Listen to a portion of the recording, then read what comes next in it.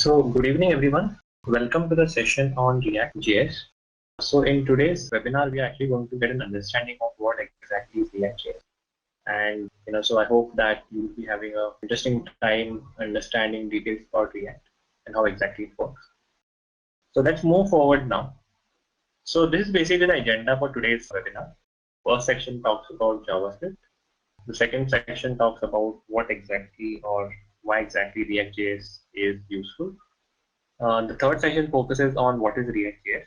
The fourth section focuses on the virtual DOM, and the final section talks about the different applications using ReactJS. So let's now move ahead to the first section, that is JavaScript. So what exactly is JavaScript? So JavaScript is basically a programming language which is predominantly used for a client-side implementation. It initially started off as a tool or a technology for predominantly doing client-side validation. But as the time has progressed, now it has moved into a full-fledged technology language which can be used both for client-side as well as server-side implementation as well.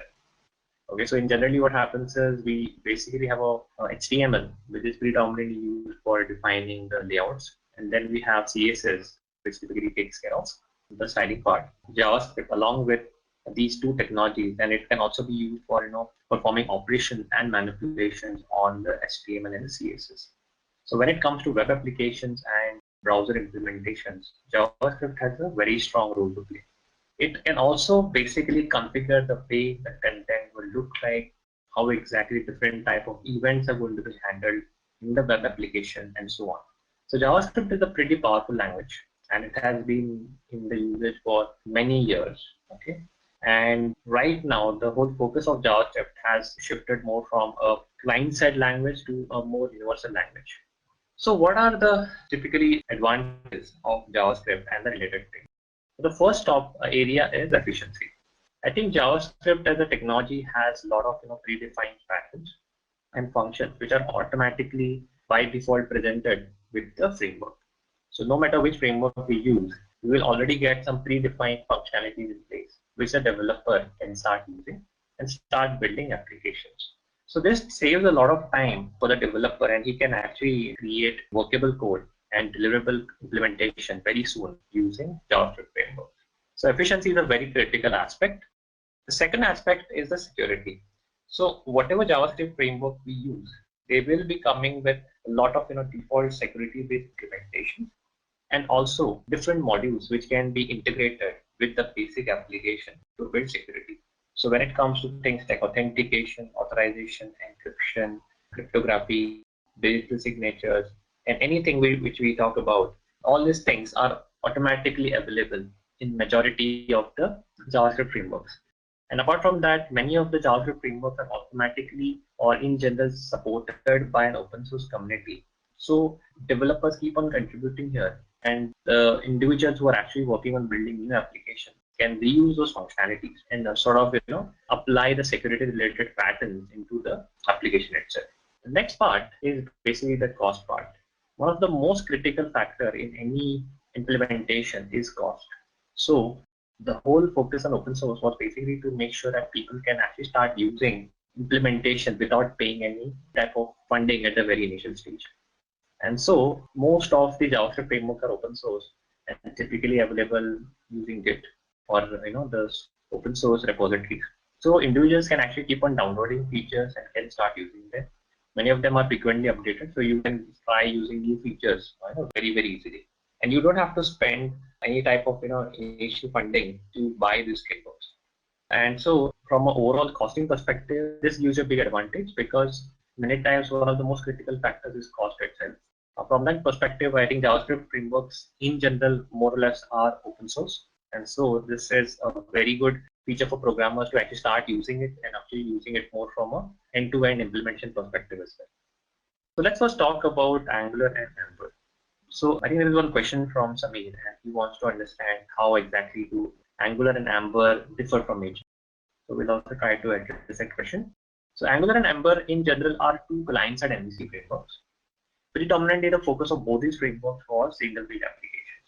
Okay, and so when you talk about single-page application, it is basically an approach in which, in the very beginning of the application, a single page will be loaded, which will contain the home page, and then there will be different paths to access different parts of the application, which could be different templates showing you different visual representation. Traditionally, the web applications will actually involve a lot of requests going to the server after the initial page was loaded, and that will take a lot of time. But with the introduction of the single page application approach, the number of requests the server got effectively reduced, and any such request in general being handled through Ajax. Okay, so from the end user perspective, this gave a very good advantage to the consumer. AngularJS and Amber, both of them support the client-side MVC approach. They were started by two different, I would say, groups of individuals. Angular was primarily started by the Google team, and Amber was started by the Amber team. Both of them have their own way of doing the client-side MVC. Amber in general is more of a framework which in terms can be considered as a more end-to-end solution of client-side MVC with all the typical approaches predefined. Angular is something more of a framework which also gives a certain amount of flexibility to the developer building the solutioning part of it. And in terms of the way these frameworks have turned up, I think Amber has been slow. Angular has been pretty fast. It started off with Angular 1 and then shifted to Angular 2 and now to Angular 4. And the way the whole concept works is pretty different. Also from a learning curve perspective, I think Angular is something which you will be able to start building applications pretty quickly. But Amber, you will need some amount of time to understand the overall concept. So from that perspective, I think Angular is something which will work for you pretty fast. And I think that's been the way Angular's popularity increased. And now with a lot of contributions from the community and a lot of frequent releases, I think anyone who really is trying to use client-side MVC is pretty much focused on Angular. Now let's talk about React and Vue. So both of them are again slightly different. So they're more of a Vue-centric solutions. React is more of a library. Vue is still considered to be more of a framework on the Vue side. The React basically was inspired as a component-driven library, which basically was designed to solve a single purpose, that is for a developer to actually think about building user interfaces as components and then combining together to actually build large components here.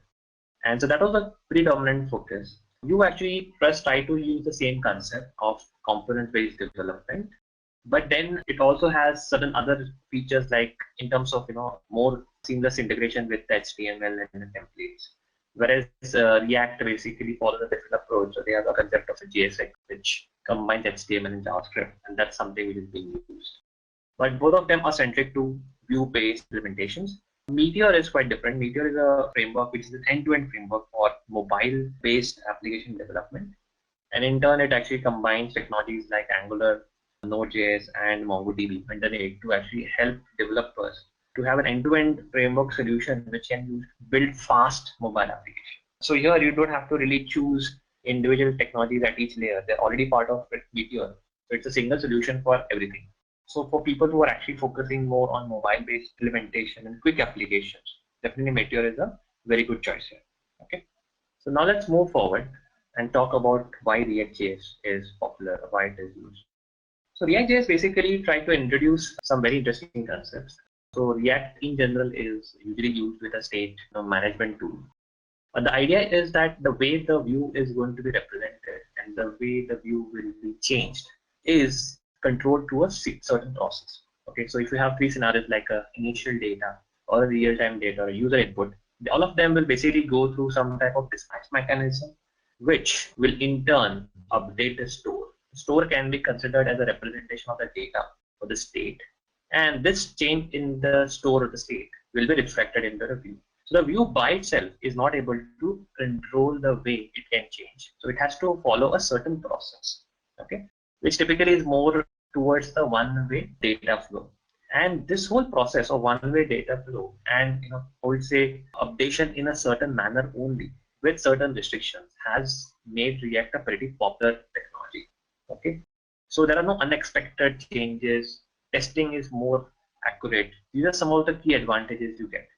But React has tried to solve all these different aspects and made the whole technology much better and better in terms of performance as well as the usage of the memory. So this is just a representation of the same diagram. So we can now move forward. So what is the main challenge with DOM manipulation? So DOM manipulation turns out to be very expensive. A DOM is something which actually represents the way the HTML looks like. Now, traditionally what is happening is that changes to the DOM were very expensive because you had to actually iterate to the entire DOM structure to make the model. And this has been a challenge throughout. Okay, so when you have large DOM structures, this basically means that it takes a huge amount of time. So traditionally, DOM manipulation has been a very expensive, I would say, problem for us. But React has tried to change that. And we'll try to understand how exactly it tries to change it. So in React, basically there is an additional, layer in between, which is termed as the virtual DOM. So this basically sits between the browser and the actual DOM. Whenever there is a change in the DOM structure, first the virtual DOM will try to understand what that change is, okay, and it will only apply the differential to the actual DOM. This approach has not been there in a lot of other technologies, but React is one of the first technologies to introduce this concept, which right now is being adopted by many other frameworks as well. And I think the example we just discussed was about Vue.js. Okay. So this basically means that the changes happen much faster. So your speed improves, your memory usage is lesser, and definitely you get much better performance. Okay. So now let's move forward. So what is ReactJS? So ReactJS is basically a front-end JavaScript library which was actually developed by Facebook. And it was basically used to develop interactive as well as mobile-based applications. Okay.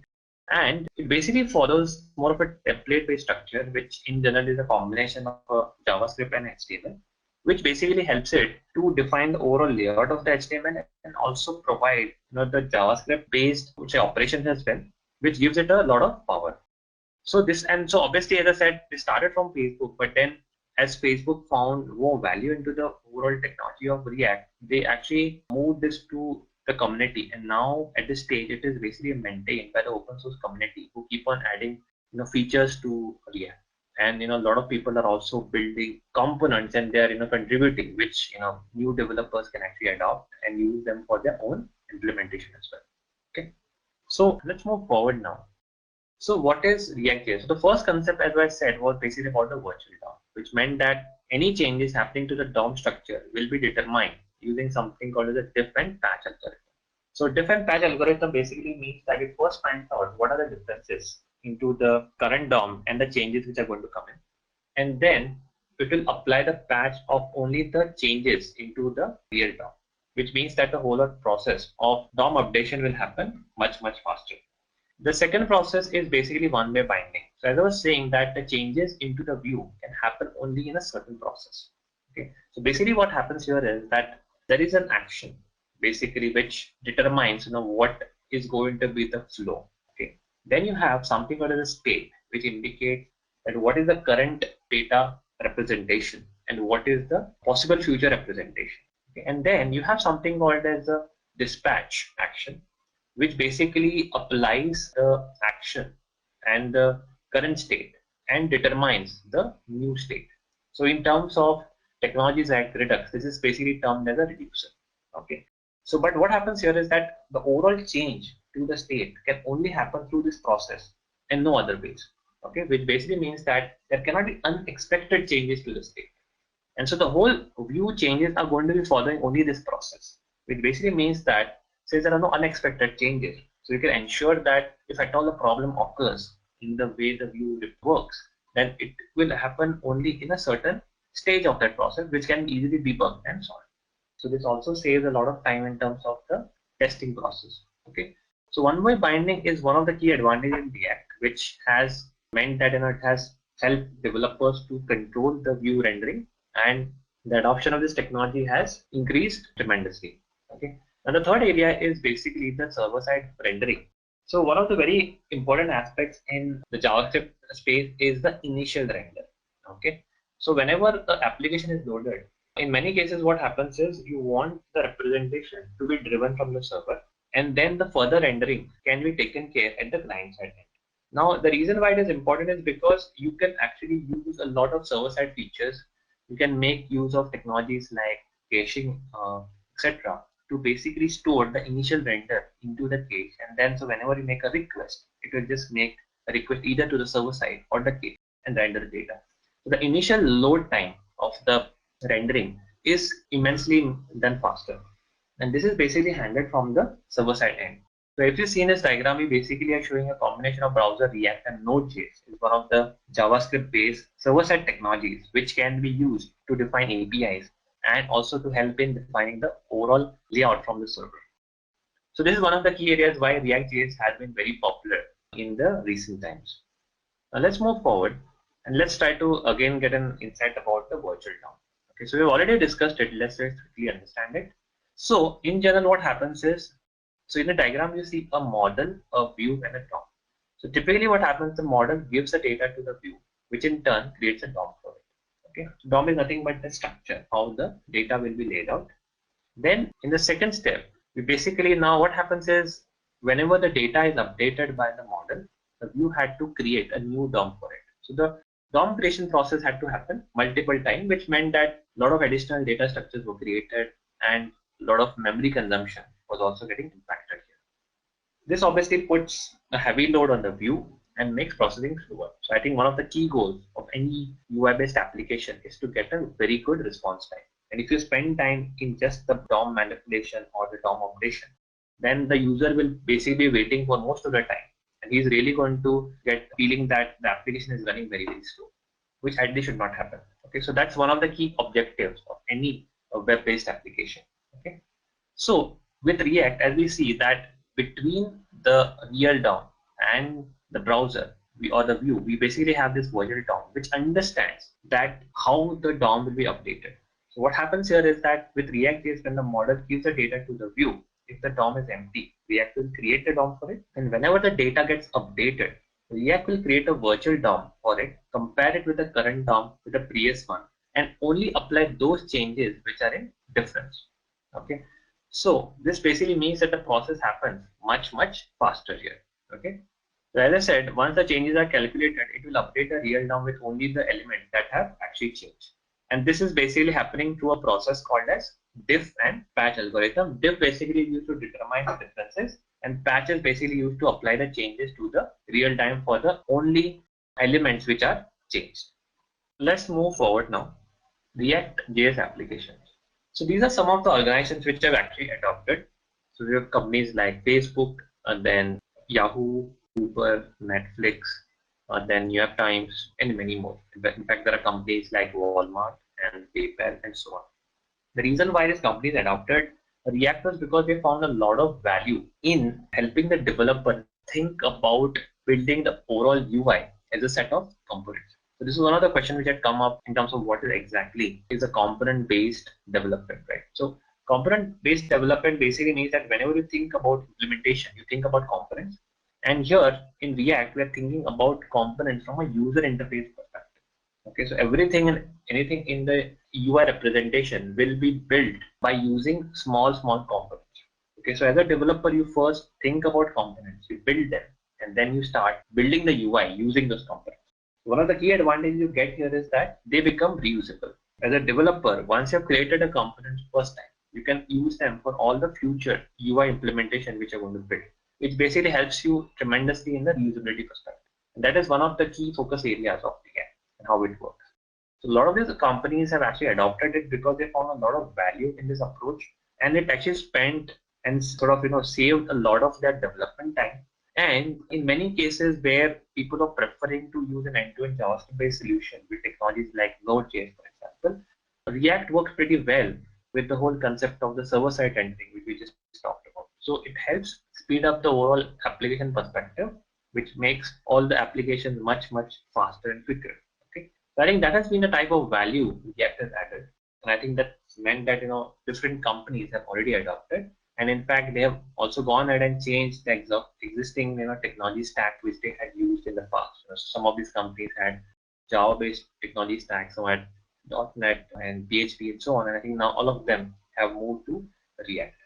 So I think that's the type of value it gives, and I think these companies have adopted it, and I think more and more companies are going to move forward as the time progresses. So that brings me to the end of today's webinar on ReactJS. I think we have tried to cover some of the key aspects of ReactJS, like what exactly is JavaScript, what are the different types of JavaScript frameworks possible, what exactly is ReactJS, why ReactJS has been popular, what is the concept of a virtual DOM, and then finally we talked about different companies which are actually using ReactJS based applications. Okay, So that's all from my side. So thanks everyone and have a nice day. Thank you. Bye.